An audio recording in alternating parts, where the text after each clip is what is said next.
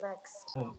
Secara umum, aircraft dikenal sebagai sebuah konsep di era ekonomi baru yang mengintensifkan informasi dan kreativitas dengan mengandalkan ide dan pengetahuan dari sumber daya manusia sebagai faktor produksi yang utama.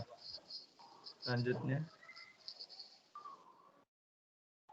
definisi ekonomi kreatif menurut yang pertama, John Hawkins. Melalui bukunya The Creative Economy menjelaskan bahwa kegiatan ekonomi dalam masyarakat yang menghabiskan sebagian besar waktunya untuk menghasilkan ide. Nah, ini menurut United Nations Conference on Trade and Development. Dijelaskan bahwa konsep yang berkembang berdasarkan aset kreatif yang berpotensi menghasilkan pertumbuhan dan perkembangan ekonomi. Yang terakhir ada DCMS atau Department of Culture, Media and Sport menjelaskan industri yang bersumber pada kreativitas, keterampilan, dan bakat individu yang memiliki potensi kekayaan penciptaan lapangan kerja melalui pembangkitan serta eksploitasi kekayaan intelektual dan konten. Lalu karakteristik ekonomi kreatif. Yang pertama, berbasis pada ide atau gagasan. Yang kedua, konsep yang dibangun bersifat relatif. Yang ketiga, pengembangan tidak terbatas dalam berbagai bidang usaha. Yang keempat, adanya kolaborasi antara berbagai aktor yang berperan dalam industri kreatif. Lanjut next.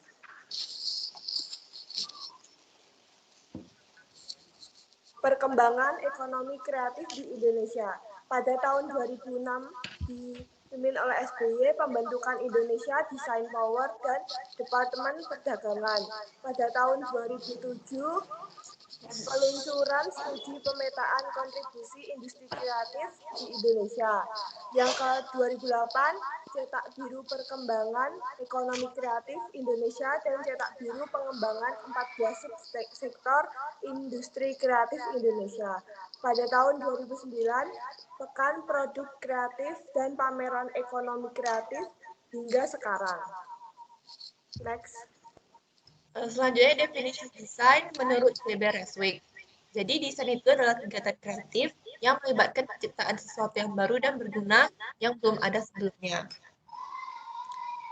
Cabang ilmu desain ini terbagi 4. Yang pertama desain grafis atau desain komunikasi visual. Nah ini itu bisa yang contoh yang kita lihat itu seperti poster dan iklan. Yang kedua ini desain produk. Desain produk ini bagaimana suatu produk dibentuk sehingga mencapai tujuan titik. Yang ketiga, desain interior seperti furnitur dan tata ruang. Dan yang keempat, arsitektur. Selanjutnya, tujuan desain. Yang pertama, tercapainya fungsionalitas yang efektif dan efisien. Yang kedua, sebagai identitas brand. Yang ketiga, kenyamanan inderawi, tampilan estetis. Yang keempat, menambah nilai benda yang akan dirancang. Yang kelima, mencapai kenyamanan fisik atau ergonomis dan memberikan nilai dan makna yang ingin disampaikan. Selanjutnya, contoh nyata ekonomi kreatif di bidang kuliner. Bancroft dan LPG sinergi menyajukan industri kuliner Indonesia. Kepala Badan Ekonomi Kreatif atau Bancroft, Triawan berjanji akan bekerja sama dengan Asosiasi Perusahaan Jasa Boga Indonesia atau APJI untuk memajukan sektor kuliner Indonesia. Menurut Triawan, identifikasi produk kuliner Indonesia tidak mudah, mengingat pertumbuhan industri kuliner yang sangat pesat.